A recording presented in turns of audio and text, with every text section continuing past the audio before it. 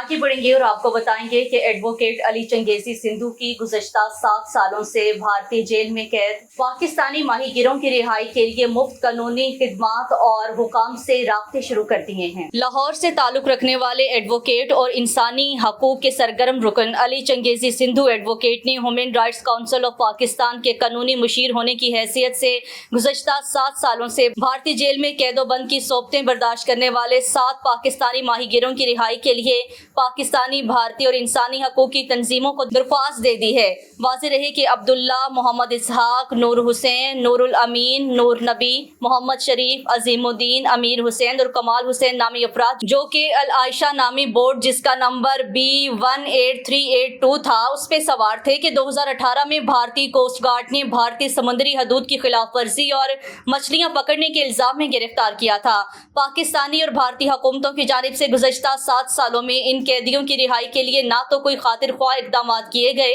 اور نہ ان کے خاندانوں کو ان کے ساتھ رابطے کی سہولت دی گئی۔ علی چنگیزی سندھو ایڈوکیٹ کا مزید کہنا تھا کہ پاکستانی اور بھارتی حکومتوں کو چاہیے کہ وہ قیدیوں تک کونسلر رسائی 2008 کے معاہدے کی پاسداری کرتے ہوئے نہ صرف ان قیدیوں کے گھر والوں کو ان تک رسائی دی جائے بلکہ انسانی بنیادوں پر غیر ارادی طور پر سمندر پار کرنے والے پاکستانی اور بھارتی مچھیروں کو فی الفور رہا کیا جائے۔ علی چنگیزی سندھو ایڈوکیٹ کا مزید کہنا تھا جلد سندھ ہائی کورٹ میں اس اسنا میں رٹ بھی دائر کی جائے گی۔ بھارتی اور پاکستانی صدور، وزیر اعظم، سفارتکاروں، حزب اختلاف کے لیڈران، سپریم کورٹ کے چیف جسٹس صاحبان اور اقوام متحدہ کے علاوہ بین الاقوامی انسانی حقوق کی تنظیموں کو بھی ماہی گیروں کی رہائی کے لیے درخواست بھیجی گئی ہے تاکہ یکجا ہو کر آواز اٹھا کر عرصہ دراز سے قید ماہی گیروں کی رہائی ممکن بنائی جا سکے۔